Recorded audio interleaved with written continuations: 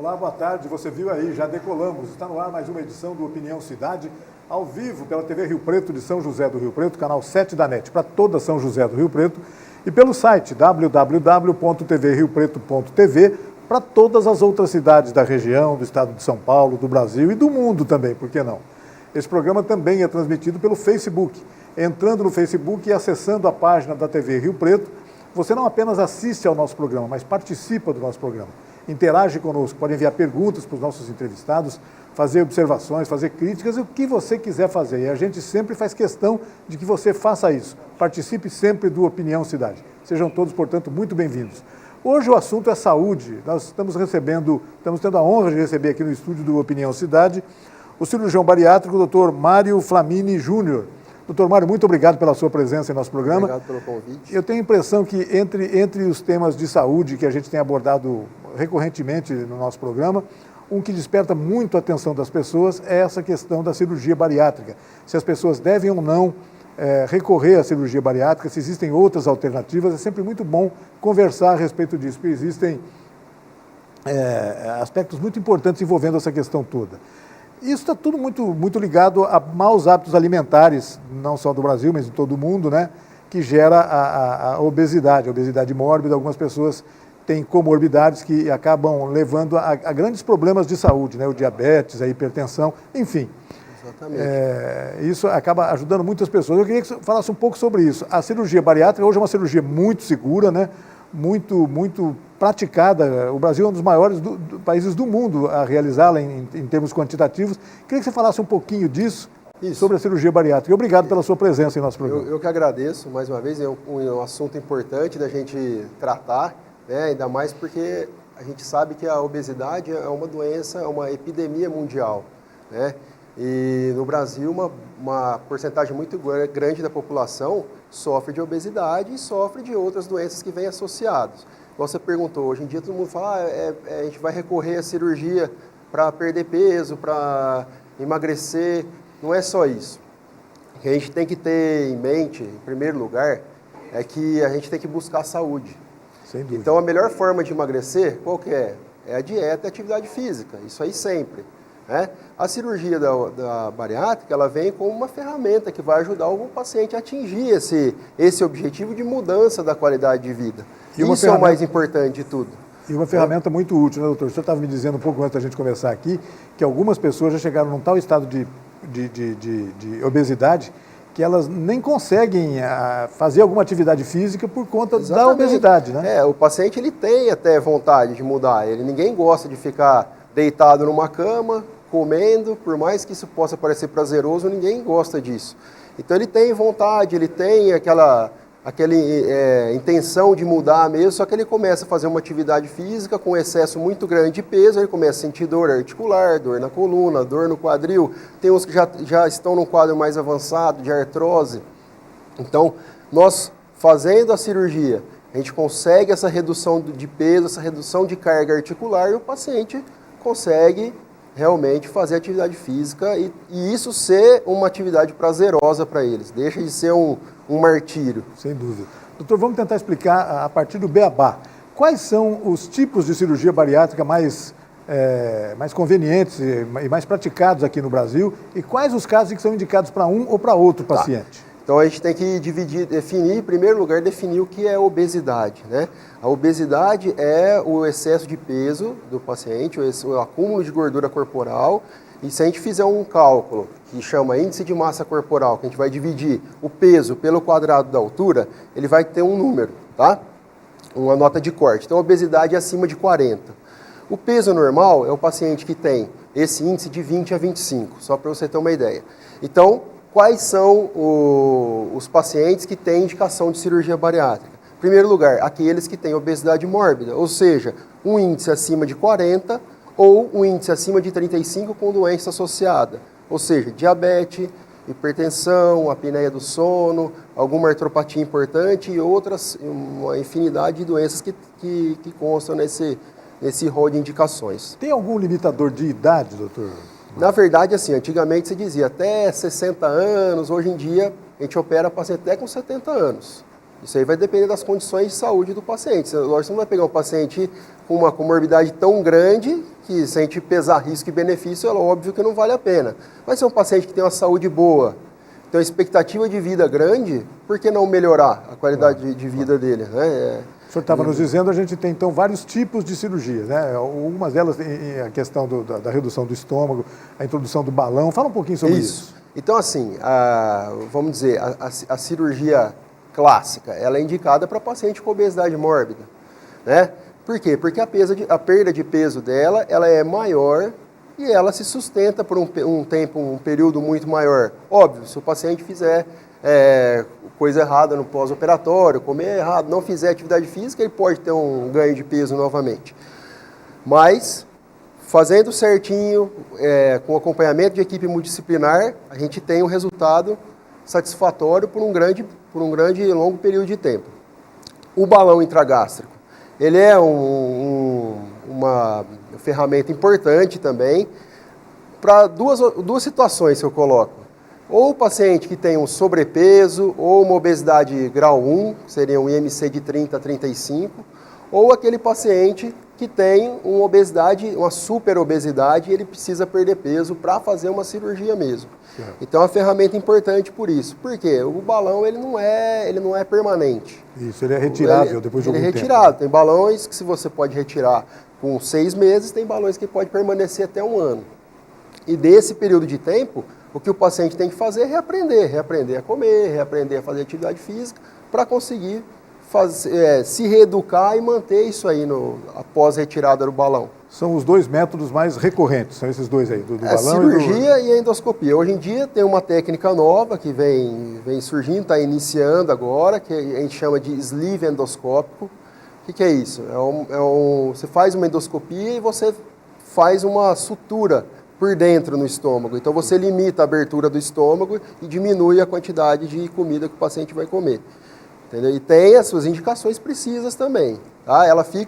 Tudo fica ali, ó, entre a dieta e a atividade física e a cirurgia propriamente dita. Então tem várias técnicas, várias opções que a gente tem nesse meio do caminho aí. Agora o senhor tocou num ponto, acho que fundamental, imagino que eu ver um ponto fundamental. Eu sempre ouvi dizer que assim, o ex-gordo, o cérebro dele continua sendo um cérebro de gordo, né?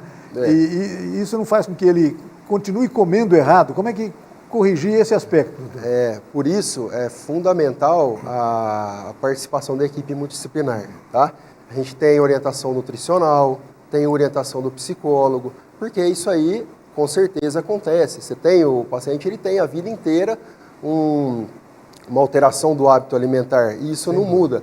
Óbvio, a cirurgia, principalmente no caso de um bypass gástrico, o que acontece? Você altera alguma relação hormonal do organismo. Então, tem alguns hormônios que dão fome que vão diminuir a quantidade. Então, o paciente ele vai se sentir saciado, ele vai trocar a vontade dele. Às vezes, o paciente obeso ele tem predileção mais por comer gordura, comer o doce.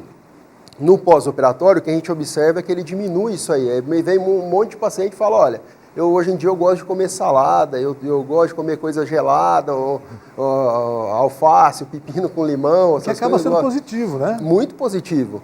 Então você vê que a cirurgia ela ajuda de fato ele a mudar esse hábito de alimentar e ele conseguiu fazer uma atividade física. E aquele paciente que adora chegar num restaurante, por exemplo, numa churrascaria, e se debruçar em cima da picanha cheia de gordura ali. Ele consegue imaginar que a vida é possível sem a picanha? Então, a vida é possível, mas ele não vai ficar sem a picanha. E isso é importante a gente dizer. O que a gente fala, o mais importante é que o paciente tenha uma vida normal. A gente faz a cirurgia para que o paciente continue inserido na sociedade, tenha sua vida social normal, continue indo nas festas com a família, vai na churrascaria, vai na pizzaria, não tem problema nenhum. A única diferença é que ele não vai comer uma peça de picanha inteira.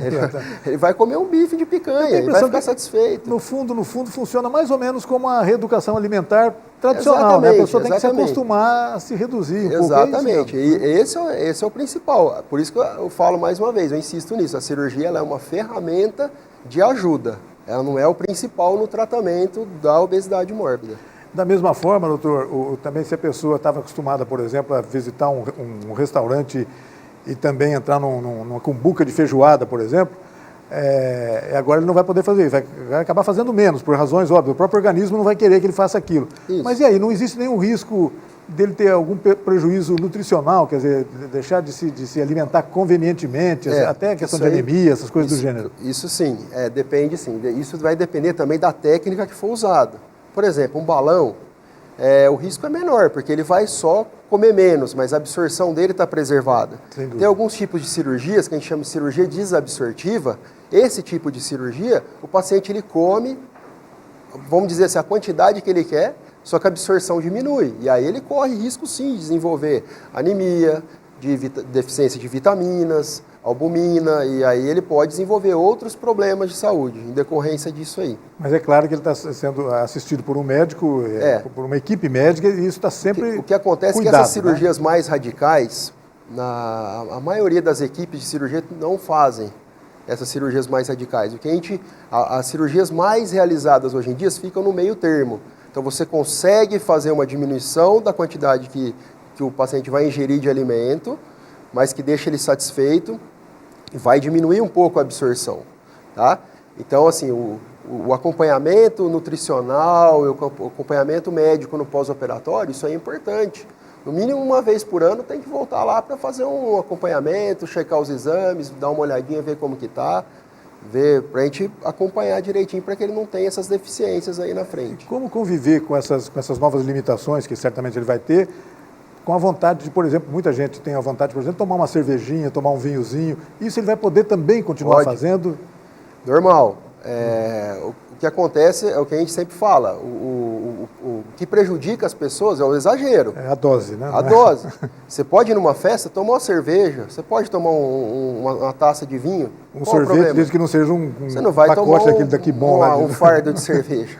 Não é verdade? Então, assim, a vida é normal. Normal. O que não é normal é tomar uma caixa de cerveja. Exatamente. O que não é normal é tomar 10 garrafas de vinho. Isso não é normal. Exatamente. Mas você tomar uma taça de vinho, sair, ir numa festa, curtir com a família, com os amigos, isso é a melhor coisa do mundo. Aliás, essa é uma das questões fundamentais, né? Que a pessoa se reintroduza na sociedade, nos hábitos sociais, com os amigos, a pessoa começa no a se sentir trabalho. melhor. Antes, quando eu era obeso, o pessoal me recriminava, me deixava meio excluído no canto, eu entrava no ônibus, ninguém queria sentar do meu lado. Isso aí infelizmente acontece. Exato. Né? É uma pessoa normal, não tem diferença nenhuma. No avião tem que colocar um extensor no cinto. O extensor no cinto, às vezes não cabe na poltrona. Então, assim, o fato de perder peso, o paciente se sentir melhor, isso traz ele de volta. Mas o que faz também a autoestima subir melhorar a saúde. Isso aí o paciente ele muda. É impressionante a mudança que ele tem no pós-operatório. Eu conversei com o Dr. Mário antes da gente começar aqui, uma das perguntas que eu fiz foi isso. Existe alguma distinção de gêneros? Por exemplo, mulher e homem tem alguma diferença em relação à procura do cirurgião bariátrico? Como é que é isso, doutor? Existe uma pequena diferença, assim, né?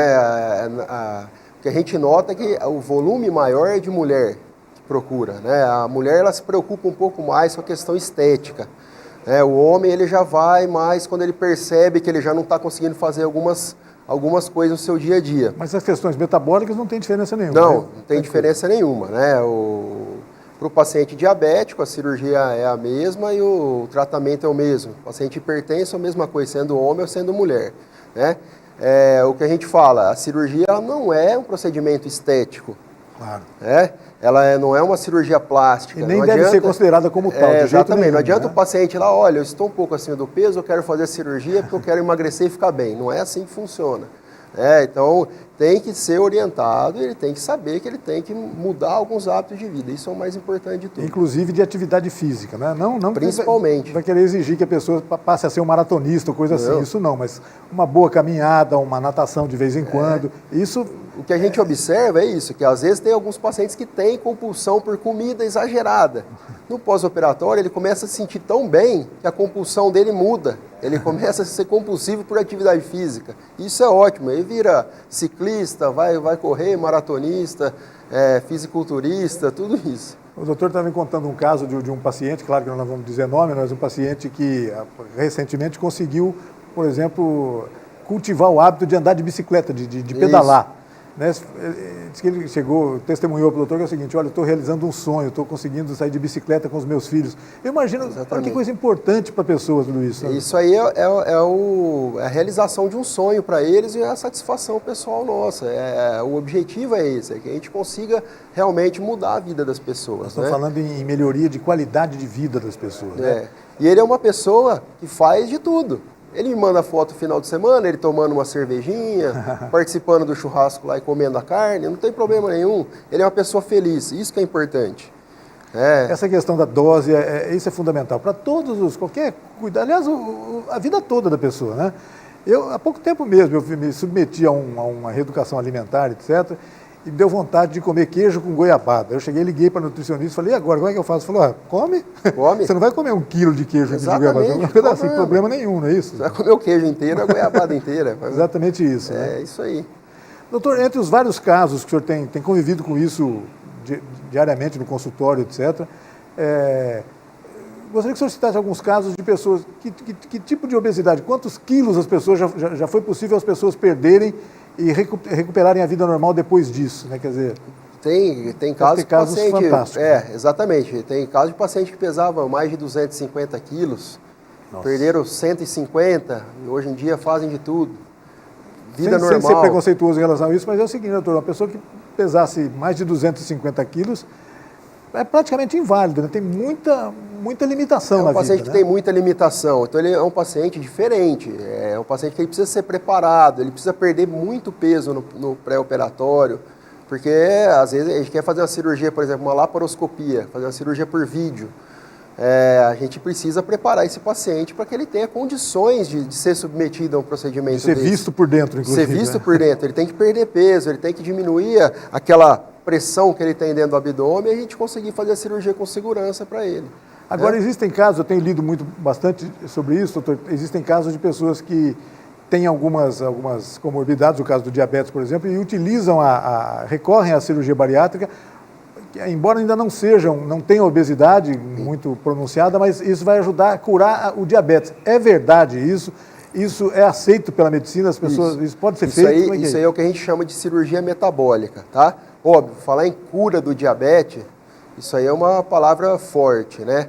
Mas a gente consegue uma melhora muito acentuada. É lógico, alguns pacientes, dependendo do caso, conseguem parar completamente de tomar qualquer tipo de medicamento por um longo período. Chega a casos que a pessoa já tomava insulina, por exemplo. Chega a casos que a pessoa tomava insulina e para de tomar insulina. O que acontece que a gente observa é o seguinte: pacientes que têm um diabetes com um diagnóstico até 5 anos, a gente praticamente consegue em todos os casos isso aí. Acima de 10 anos de doença já é mais difícil esse controle. Então, assim, a gente restringe um pouco a indicação de cirurgia para esses pacientes, para esse objetivo de diabetes, tá? Então, no paciente com menos de 5 anos, até 10 anos, é ótimo. A indicação da cirurgia é excelente.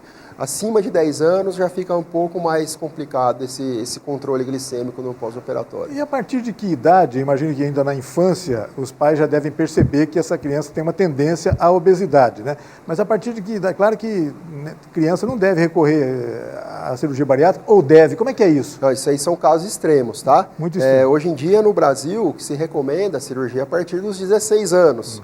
Só que no último congresso mundial que nós tivemos no ano passado, até teve um colega da Arábia Saudita que trouxe, ele é um dos que tem o maior volume de casos de cirurgia em crianças obesas. Mas os casos são, assim, extremos, não são casos normais. Você vê uma criança gordinha e vai fazer uma cirurgia, não é isso. Claro. São crianças que não vão chegar a 15 anos de idade, crianças que são obesas, mórbidas já na infância, super obesas na infância.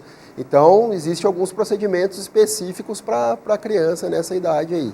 A obesidade infantil, bom, é claro, também tem tudo a ver com maus hábitos alimentares, né, doutor? De vez em quando a gente vê, muito de parte dos próprios pais, né, não orientando direito. Eu tenho a impressão que no consultório só deve ouvir muito isso. Com certeza, isso a maioria dos pacientes já vem. Você pergunta, quando que começou? Desde pequeno, sempre fui gordinho, sempre fui acima do peso. E a gente nota que a família já vem assim, a família já é uma família de pessoas que são obesas, que são acima do peso. Então, o mau hábito do pai já passa para o filho.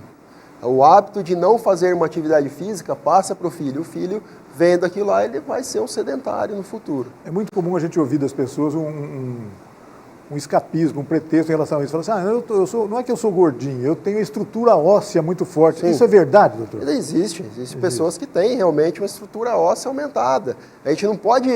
olha, o índice de massa corporal, ele é a única coisa que vai dizer se você é obeso ou não. Se você pegar um fisiculturista, por exemplo, ele tem um índice de massa 40, 42, mas ele tem um percentual de gordura de 3, 4%. Baixíssimo. É pele e músculo. Né? E ele tem um IMC acima de 40, ele é obeso? Não. Exato. Entendeu? Aí então, é o médico quem vai saber isso. Então a gente tem que individualizar isso aí. Na maioria das pessoas funciona assim. Existe alguma categoria de pessoa que não é assim que funciona. Tem pessoa que tem uma composição óssea maior do que de gordura, do que de músculo. Isso aí a gente consegue individualizar. É só no consultório médico que se sabe isso. Exatamente. O Dr. Google não costuma ser bom nisso para saber essas coisas. O Dr. Google, às vezes, ele não ajuda muito. Não. Exatamente, esse é o problema, né? É por isso que é importante conversar com o médico. Nós estamos aí para isso, para esclarecer, tirar dúvida, né? Da mesma forma que nós estamos aqui hoje conversando e mostrando a função importante da cirurgia, tem reportagem que vem mostrando, lá deu errado, lá funcionou assim, funcionou assim. E a gente sabe que a cirurgia, ela é um procedimento seguro hoje em dia. Né? Se comparar com outras cirurgias, é uma cirurgia que tem um índice de complicação muito próximo à cirurgia de vesícula. Olha. Que é uma cirurgia mais, vamos dizer assim, simples, né?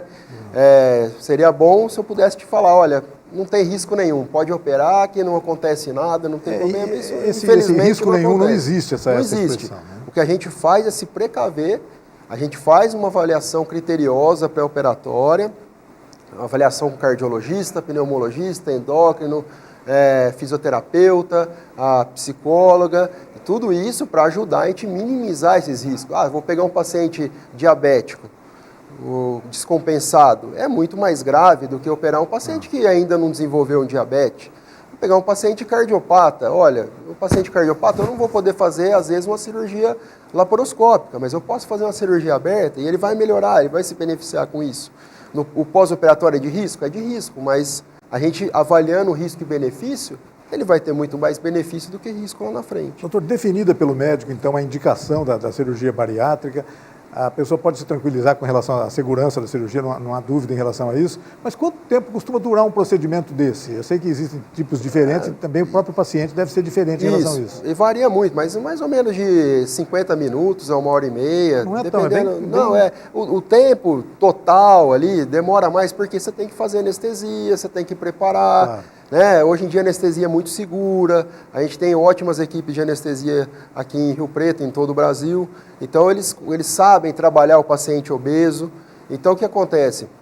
Você tem que fazer essa preparação, posicionar o paciente, ligar o equipamento de vídeo, e o procedimento de cirurgia mesmo é mais ou menos esse intervalo de tempo, de 50 minutos a 1h30. E sempre em centro cirúrgico, né, em hospitais? Sempre em hospital, centro cirúrgico, precisamos ter sempre um resguardo de uma UTI.